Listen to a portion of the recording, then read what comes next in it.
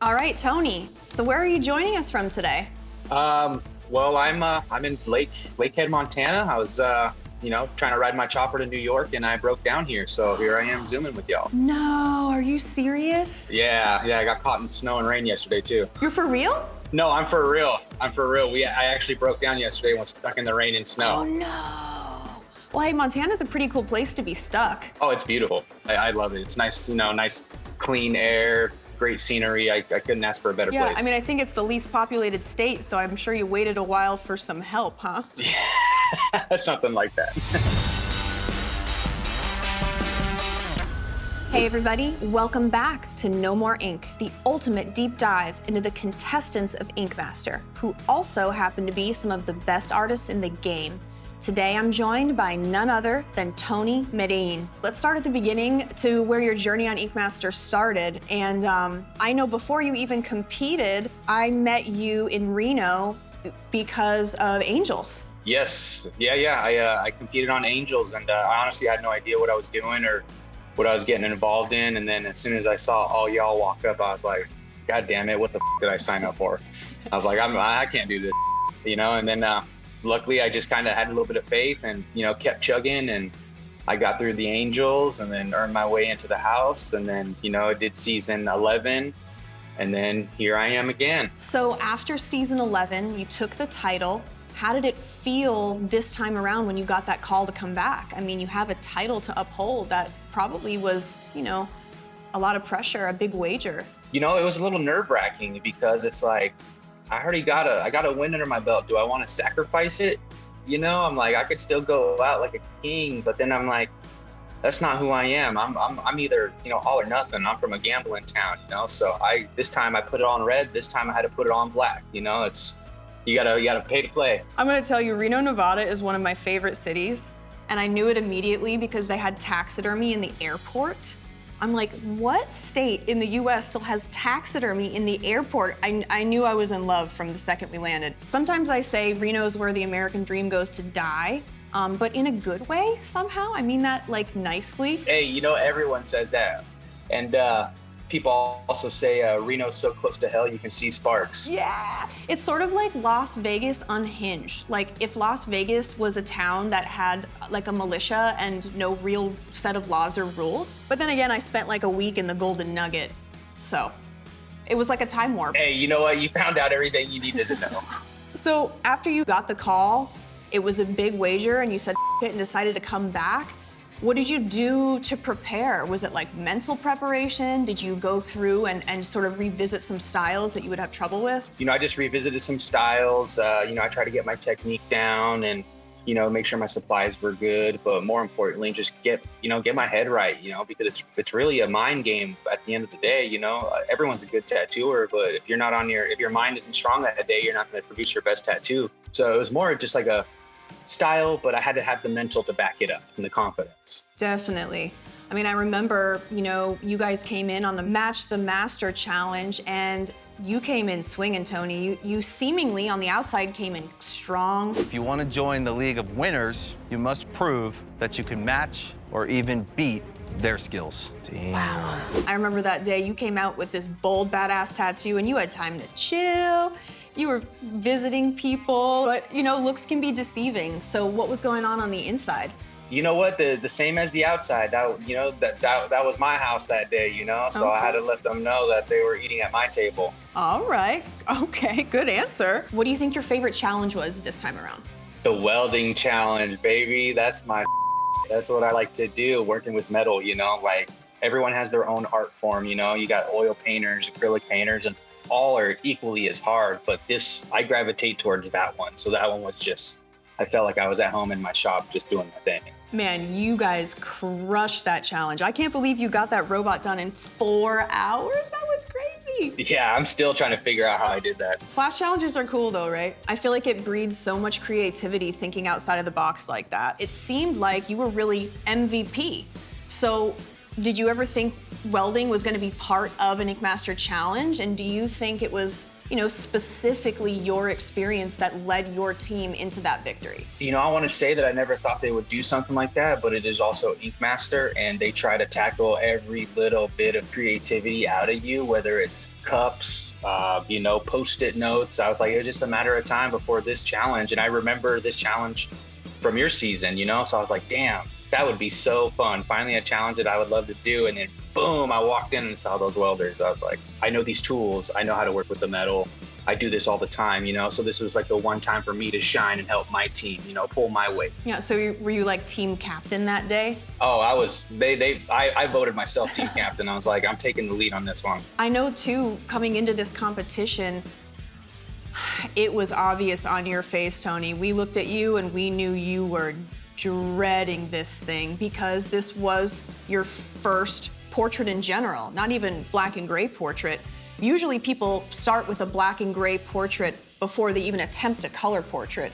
We threw you into the ringer and you went right into color portrait for your first tattoo portrait ever. What was that like? Oh, it's super nerve-wracking because to do portraits at a very high caliber, like people dedicate their careers to it, to understanding stuff. And, my style of tattooing has never really catered to that, And well, on top of that, you're putting these people's loved ones on their body, and especially in a competition setting, and I don't want to disrespect people's loved ones because what if it's someone that passed away, then I'm connected to that awful portrait that's going to remind that person of the awful portrait they got, and too much anxiety. I mean, I know it's the challenge that, you ended up going out on, but I'm going to go ahead and say you did a pretty good job, dude. I mean, you convinced me that you've done it before, for sure. I didn't envy you, but I was definitely proud of you at the end of the day. Do you think that, after that challenge, did it sort of ignite the fire in you to tackle another portrait and get into that style of tattooing? Or are you like,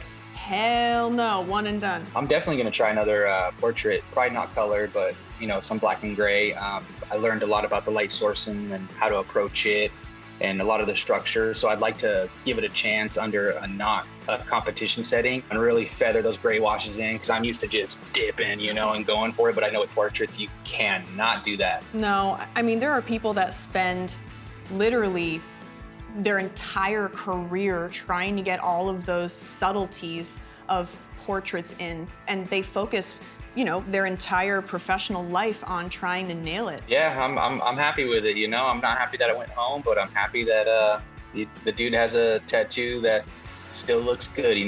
May not be too realistic, but better than some googly eyes and a up nose or something. Yeah, dude, I agree.